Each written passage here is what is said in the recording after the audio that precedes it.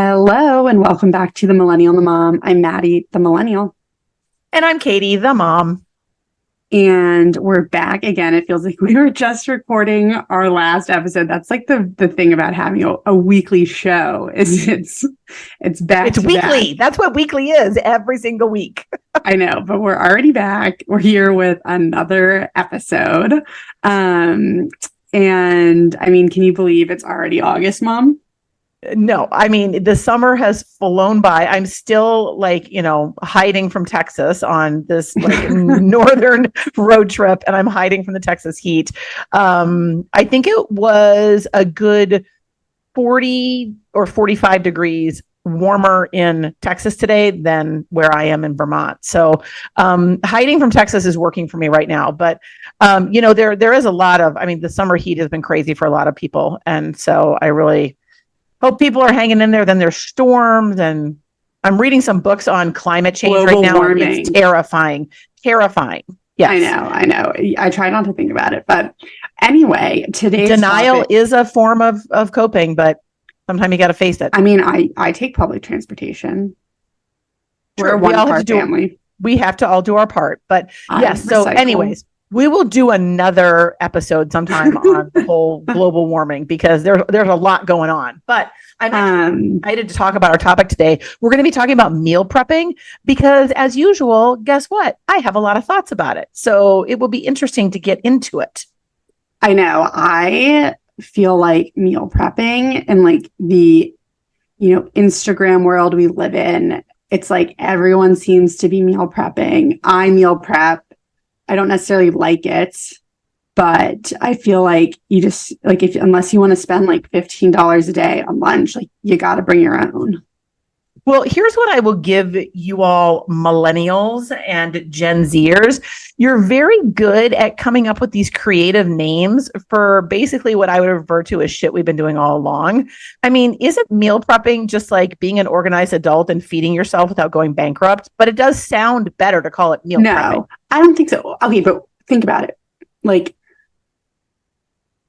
I'm trying to think like back to when, okay, so say that like go back to when I was in like middle school. Like, did you make all of, or dad, we're being gender neutral. I know it was you though from growing up, but did you make all of the dinners and lunches on Sunday? No, but I had a So you weren't menu. meal prepping. But I was That's meal planning. No, and then I was meal prepping every single day when I put food on the table for a family of 5. No, that's cooking. And send kids off with lunch. I mean, listen, okay. I understand in today's construct, meal prepping is when you do everything ahead of time. There was something, we referred to it back as like, what was it? It was like cook once, meals Eat for a whole week. Yes, we did. I did back do in the some Renaissance days. in the Renaissance, back in medieval times, when you would do a whole bunch of cooking on Sunday, and then you would like package it up into like little, things that were easier than to get dinner on the table. I did have some times though where I would go ahead and make a whole bunch of peanut butter and jelly sandwiches. And then I knew I had sandwiches for every day for the week. And then we had the little grab and go where I'd say, okay, grab a chips or grab a cookie or whatever and add it to your lunch. So, I mean, I think there were aspects of that. Listen, and they were packaged and they were not organic. So don't even come at me with that. Okay.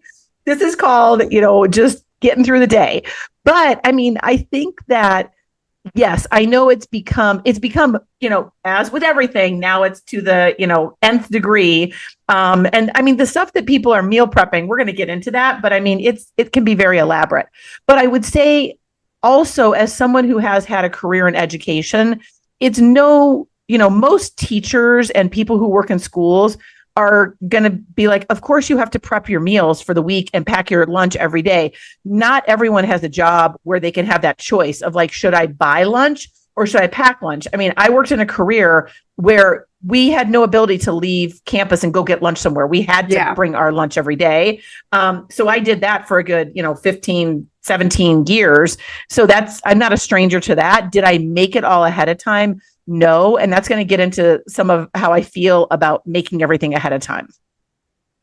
Well, let's just get into it. How do you feel? I feel like I like had some ideas to talk about today, but you feel like you've been meaning to get this off your chest. Oh, no, I think there's some things that meal prep well, but I don't want to meal prep a salad on Sunday to eat on Friday. I meal prep salads. I mean, I don't put the dressing on. No, I don't put the dressing on either. I mean, I'm not stupid, but it's just like, is it fresh? Is it, I feel like also, come on, how hard is it to grab some bagged greens, some pre-chopped veggies, throw in a little, protein the morning that you're going to work? But let's start with the protein. So are you cooking the chicken in the morning? Listen, I cook some things in the morning for many a years making your guys' lunch. I used to make ravioli. Let me just walk you through my daily schedule because I know, as we've discussed before, you're on sabbatical, so you don't have to meal prep. But some of us. Okay, newsflash, I'm really not on sabbatical much longer, but we'll get to that later. Okay. Are you going to like the convent or like are you being jailed? Like, are you going to go somewhere where they don't have access to food? No, different topic. Okay, maybe I can share my meal prep tips. Yes, give us your meal prep tips. I want to know about this. Okay. No, I'm going to walk you through my schedule first, and you're going to tell me where in my day I have time to cook chicken twice. Okay. So I wake up. My alarm goes off at 6 a.m. I snooze it for 30 minutes. So I get out of bed at 6:30. Wait, where's the point? Is there going to be, do I like ring a bell if I want to like insert my feedback? No, this is just a listening task. Okay. Then at 6:30, I get up and George is already hurtling himself at the side of his crate, whining. You would think he like had never been let out. So I get dressed to walk him. I brush my teeth. I let George out. We go on a walk. So at this point, that's like 6:45. We go on a 30-minute walk. So it's like 7:15 when I get back. I feed him. I play with him a little bit. I'm just a good dog mom. And then like I make my coffee and my breakfast. I like to make like a hot breakfast, which, it's just like something that brings me joy in the morning. So I'll either make like oatmeal or I'll make like eggs. And then I eat it and I watch like 10 minutes of the Today Show. And then I want to make sure I want to make sure our listeners know that I'm acknowledging what you're saying and I'm nodding my head, but I've been told I'm only supposed to listen during this time. Okay. And so then it's like 7:45, 7:50, and I get ready for work and I walk out the door at like 8:15. I like grab my stuff that I've already made for lunch. I put it in my bag. I pour my to-go coffee. I say bye to George. Maybe I've unloaded the dishwasher in this time or something. And then I leave at 8:15. So like, where am I making chicken breast for my salad? Well, I mean, if you have, I know last time we threw some shade on the rice cooker, which actually works quite well as a protein steamer. But I mean, could you, first of all, buy a rotisserie chicken and shred it up and have it ready to go? But that would require me to go to 2 grocery stores because I shop at Trader Joe's and they don't have rotisserie chicken. Okay, well, that how I feel about Trader Joe's. So what I'm saying is, if that is. No, I agree. It's good to be efficient. I don't have a problem with the chicken already being cooked.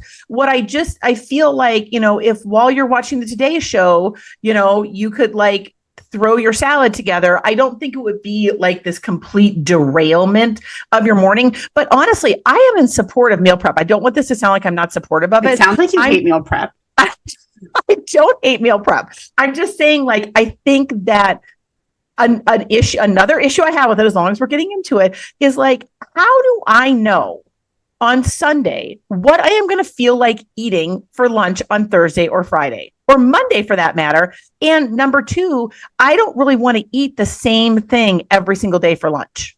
Yeah, no, that is an issue I have with it. And what I've tried to start doing, and some of this is like learning to live with a boy because like I don't have brothers. And so like, I mean, we ate a fair amount of food. It's not like we're like shrinking violets. Like we're like three sturdy girls, and like we like played sports and whatever. We put away food in our house. We eat. But I'll make like, and this is no shade to Drew. Like he is a perfectly sized human. Like there's no concerns that like he's eating too much food, but like boys just eat. Like, I'm just like, where are you putting this? And so it's like, I will make like 6 servings of pasta and I'm like, there's 2 of us. So like, we'll eat it for dinner And then I can bring it for like a day or two. I'm not saying I'm eating like exactly one serving. Like maybe I'm having a serving and a half or something. But like there'll be like no leftovers. And so then I'm like, okay, like that was kind of going to be my lunch tomorrow. And so it's like, I try to like make enough for dinner where I can take leftovers the next day, but it's so much less stressful to just know like, okay, I made 4 servings of pasta and like Drew knows not to eat it. Like that's my lunch for this week. Okay, so how often do you pull out this meal that you decided upon and made on Sunday? How often do you pull that out during the week and realize you don't want to eat it or it no longer tastes good and you end up buying lunch anyways? For lunch, very rarely. For dinner, sometimes I'll make or I'll like try to prep like a bunch of protein or I'll make like 3 things and I say like it'll be some combination of lunch and dinner this week. And like sometimes like by the time I get to like having prepackaged lunch and dinner gets to be pretty boring. Yeah. And so it's one or the other. And I kind of have to decide that week. Like it'll be like one week where I'm like, I get home and I'm like so tired. And I'm like, oh, I really wish I had something easy or like I already made the chicken. And so it's like I just have to like make some pasta or like some frozen rice or something. It seems like chicken is a big sticking point for you. This is what I'm discovering. Chicken kind of gives me the ick, like when I'm cooking. Oh my God. So and like, Meredith, your younger sister Meredith is terrified. It took her 3 years as an adult, as a college graduate, supporting herself before she would make a freaking piece of chicken for herself. I mean, why are you also afraid of chicken? Because there was that one time when you made barbecue chicken and we all got food poisoning from it. That is not true. Did that actually happen?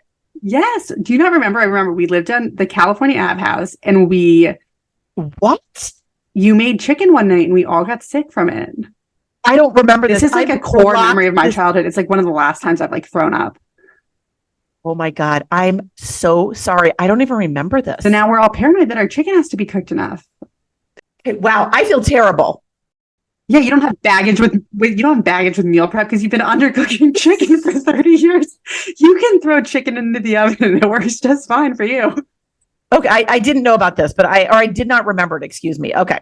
Yeah, okay, core memory, but that's fine. So I think it's more so like, it's also I'm trying as I work, bettering myself in therapy, trying to manage some of this anxiety. It's like, as few decisions I have to make during the day, the better. So it's like, if I agree. See, kind of like what we talked about with minimalism last week. It's like, if I have like 10 shirts and I like all of them, and I know I have 5 pairs of pants and 10 shirts, any combo of those is going to work to wear to work. Or, okay, like I know I either have oatmeal or eggs for breakfast. Right. So it's like as few decisions. So it's like if I already know, like I don't need to stand in the kitchen for like 10 minutes in the morning being like, what am I going to make for lunch? All I have to do is like put it in my bag and go. It's like that decision fatigue, like it cuts down like how many decisions you're making every day. No, I agree with that. And I mean, I also have to add in that like my absolute least favorite meal today is lunch. I hate lunch. Probably it comes from being a teacher and a school principal. Never had time to eat. Always trying to like eat while I'm doing a million different things. So I'm very used to lunch just being like, like a little snack box. Like I would pack some crackers, maybe a little bit of salad, maybe a piece of fruit, and just kind of like a munch on it. I was famous for like, my lunch would just sit out on my desk for like 2 hours while I'm running around the school with my head cut off, dealing with stuff, and I'd be trying to like eat as I went along. So I would say lunch is the most difficult one for me to really treat as like a full sit down, eat a full meal. Dinner, I mean, I do think with dinner, meal planning, which I know is different than meal prepping, but certainly like I'm a big, I mean, this from your childhood, and I'm sure there's probably some scars I'm unaware of having to do with it, but the crock pot was my friend, right? I love the crock pot. I love the crock pot. We call it the slow cooker in 2023, but yes. Okay. Here we go. Again, we're up leveling the branding on this.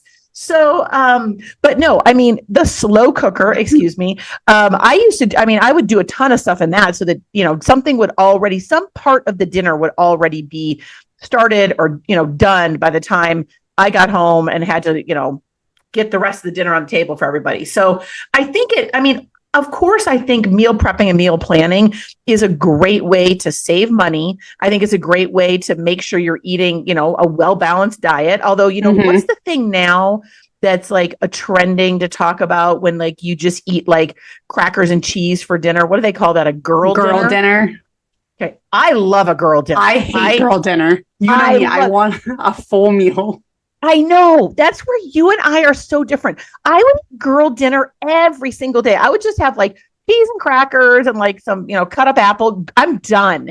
But okay. I know you want a full on like 3-course meal at dinner. You have to have an actual meal. So this is a funny example. So today I left work a little bit earlier than usual. It's summer. I'm off. I'm taking tomorrow off. So it's like, I was just like, living my best life. I left at like 5:50.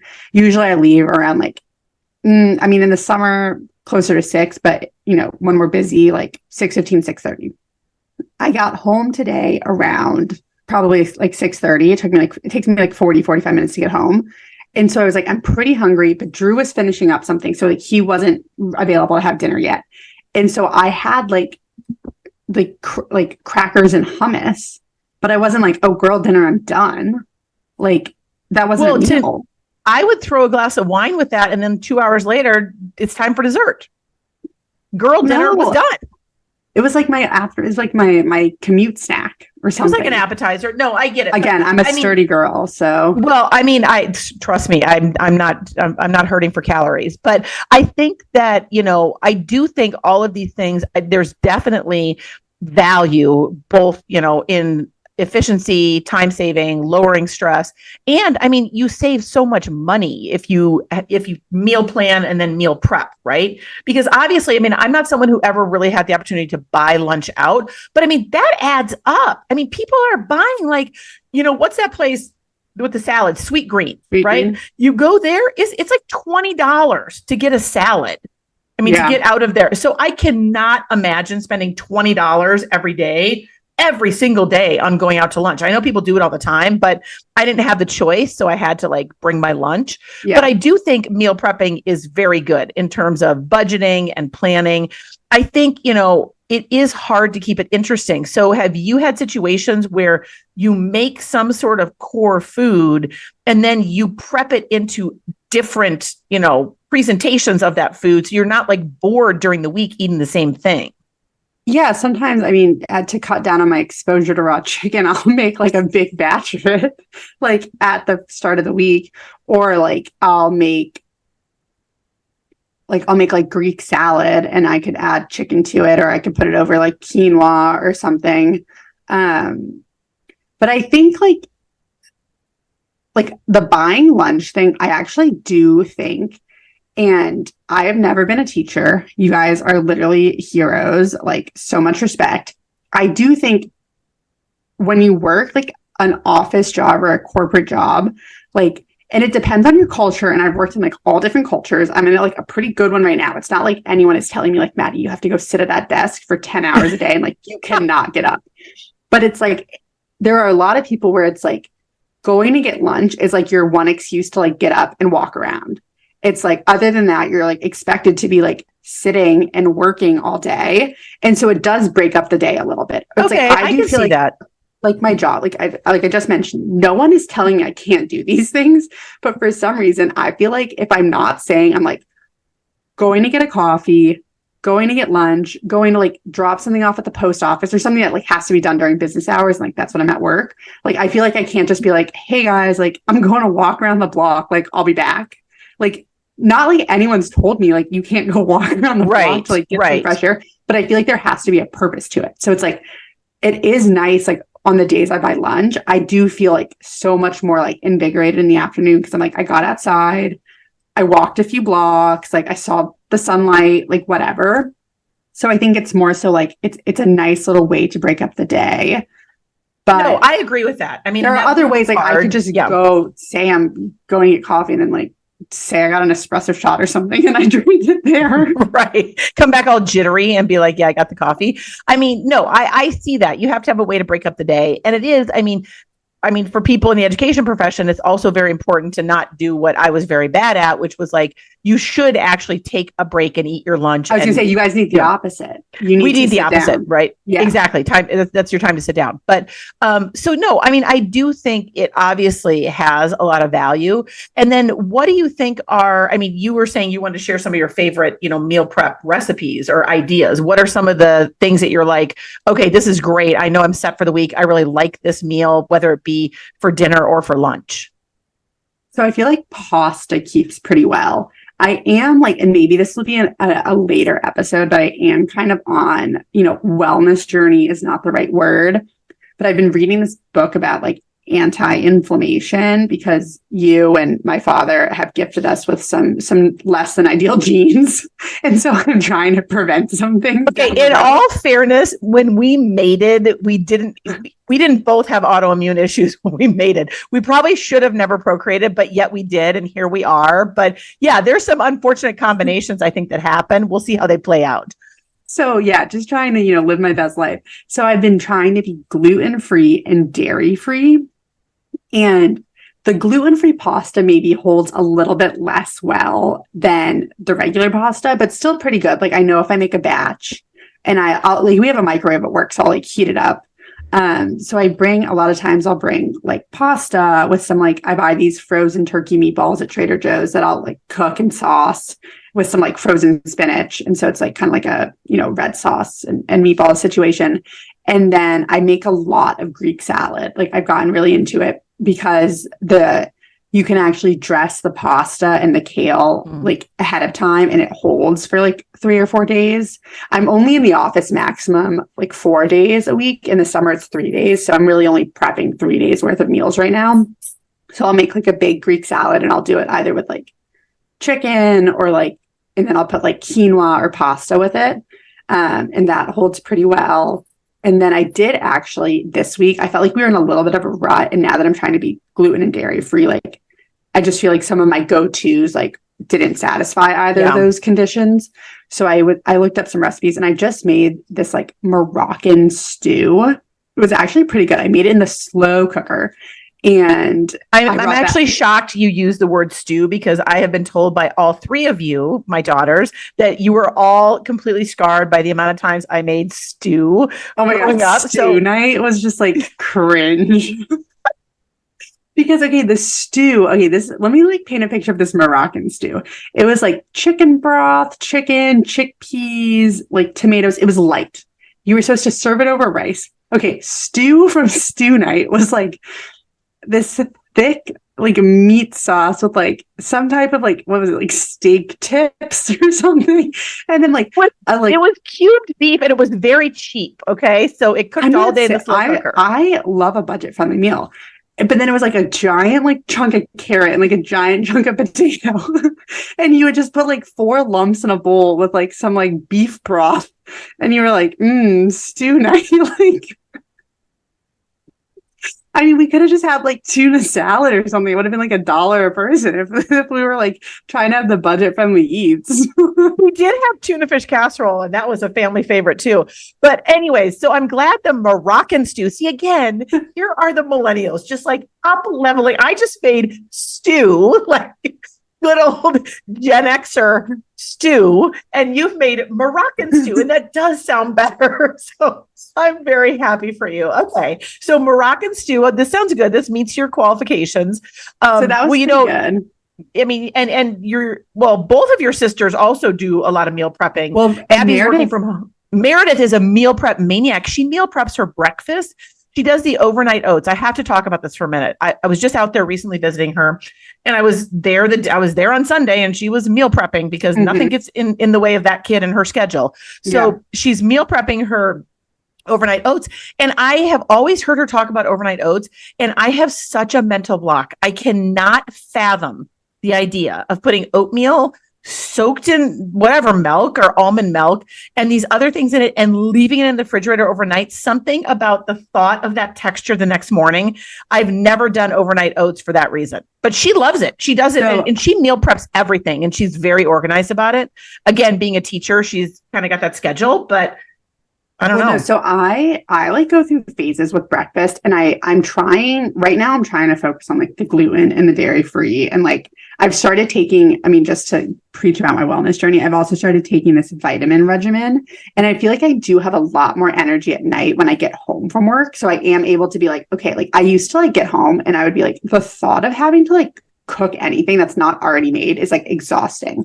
Some of it's the summer, it's staying late later. I feel like I do tend to get like seasonal affect depression. So like check back with me in January if I'm still feeling this way. Okay.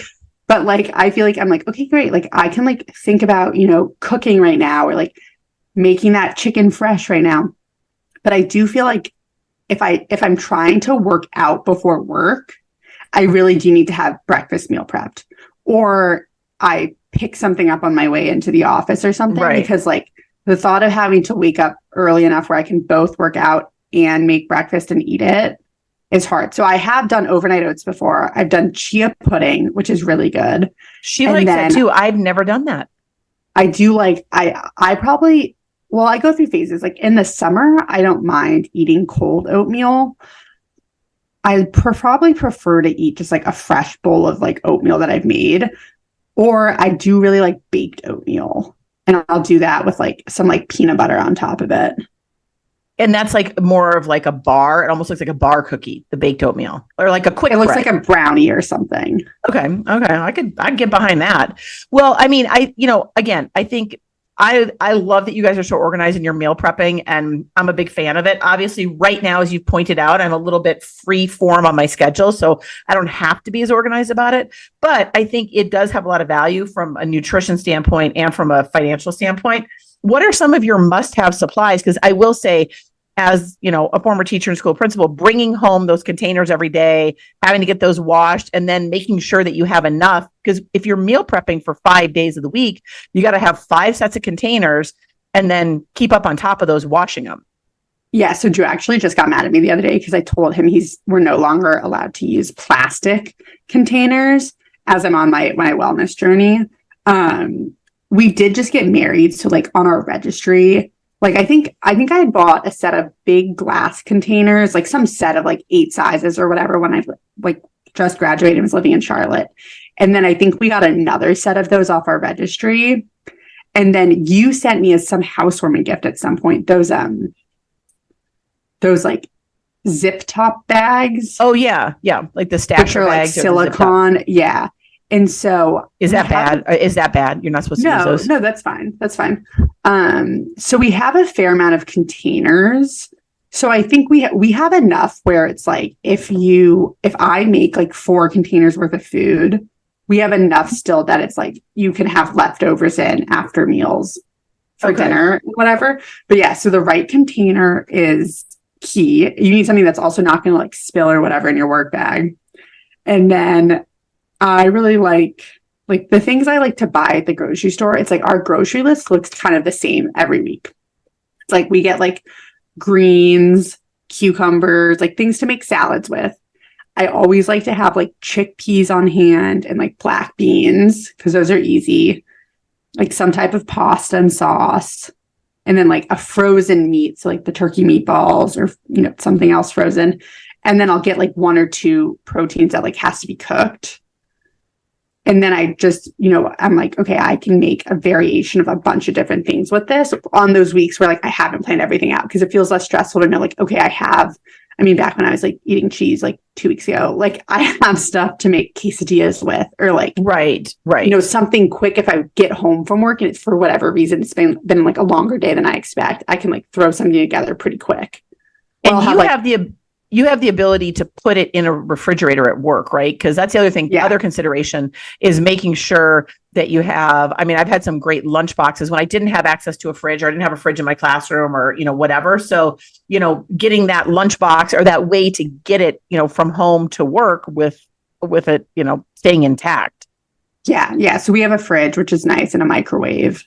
But I think too, like, and I try not to like beat myself up, because there are times when I'm like, I just really don't want to bring my lunch this week. Like I'm going to buy lunch, and it is more expensive, but I think it's just like you do end up spending less at the grocery store if like I'm not going to do, lunch. But I think like something that's hard as a young person, and like Drew and I are like, married, we eat the same thing. Not because I'm like, oh, I'm going to make us dinner every night, like, which I do, but it's not because like I feel like I have to, like, I'm like a housewife or anything. Like, I just like enjoy cooking. But it is hard if you live alone or you have a roommate situation, like where you're not eating at the same time or sharing food. Like, even when Abby and I lived together, like, she was my sister, we had very different schedules. And like, before COVID hit, was like, I ate dinner in the office every night, but it was very hard to grocery shop and cook for one person. Yes.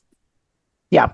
No, I would agree. And even two people, I mean, I have struggled going down to cooking for two people after cooking for a family of five for, all those years. Yeah. Even though I now know that the chicken was raw and the stew was not appreciated. But well, there was that one time too that you made fresh broccoli or something and there was like spiders in it. I don't remember that either. See, I think it was in Connecticut. I vividly remember that as well because we all like spit it out because there was like bugs in the broccoli. Okay, well maybe it was like super fresh or something. Okay, were you like drugged my entire childhood? Like, why don't you remember any of these things? I don't know. I didn't really drink wine back then at that stage, so who knows why I don't remember this.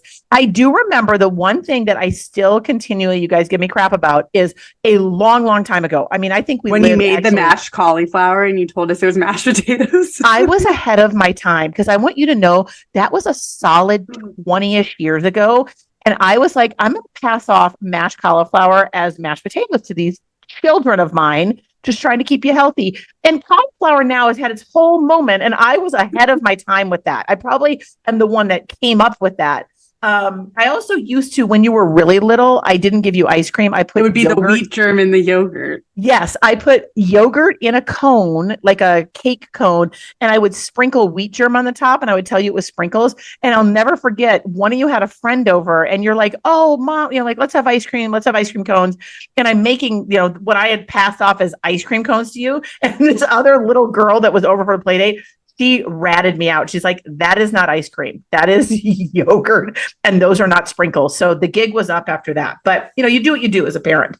Well, I'm really glad we talked about meal prepping. I mean, I am so proud of you guys for being organized and being on top of this. And I think, again, don't beat yourself up. The worst thing is, I guess, if you plan to meal prep, buy everything for it, do it, and then you don't end up eating it. And then you also spend money eating out. That's kind of like the worst case scenario, but it happens. And, I'm all about this millennial rebranding, what we've been doing all along with these new fancy names. I will tell you one story about that. I saw the funniest thing on Instagram. Mm-hmm. It was talking about these young men, let's say they were like teenagers, wanted to get curl enhancers. They went to this salon to get curl enhancement. Like a perm?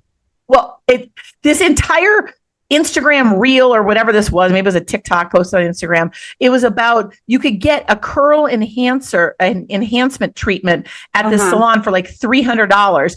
The comments were off the chain on this thing, and I was rolling laughing. People were like, you're charging these boys $300 for a perm. It's called a perm, but this salon had rebranded as curl enhancement, and it showed a video of them getting it. It was a perm. They were getting a perm, and then it's like everything comes back.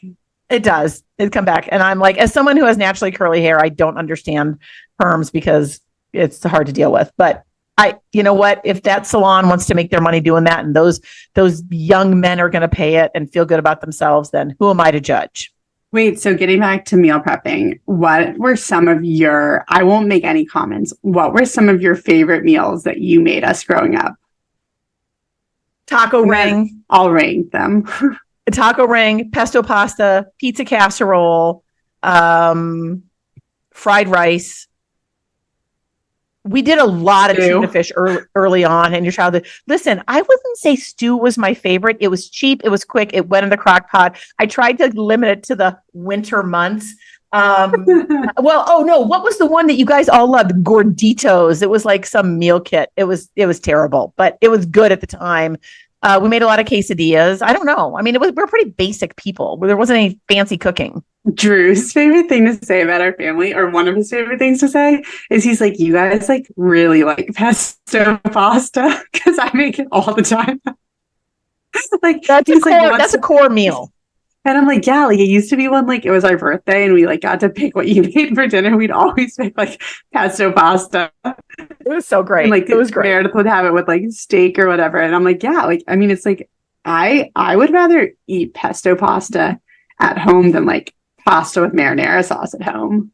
No, I know. And your father, my lovely husband of 30 years, he loves spaghetti, and it drives me crazy because I hate making spaghetti where you actually have to like plate it. Like, here's your pasta, and I'm gonna like spoon the sauce over the top. I don't like to do that. If I'm gonna make some sort of pasta like that, I'm gonna mix it all up, make like a baked pasta or something. But he wants the whole presentation. I was gonna say one of my childhood traumas is we never mixed the spaghetti sauce in with the spaghetti. So you'd have your like clumpy noodles and then the sauce would be like after the fact. Thank your father for that.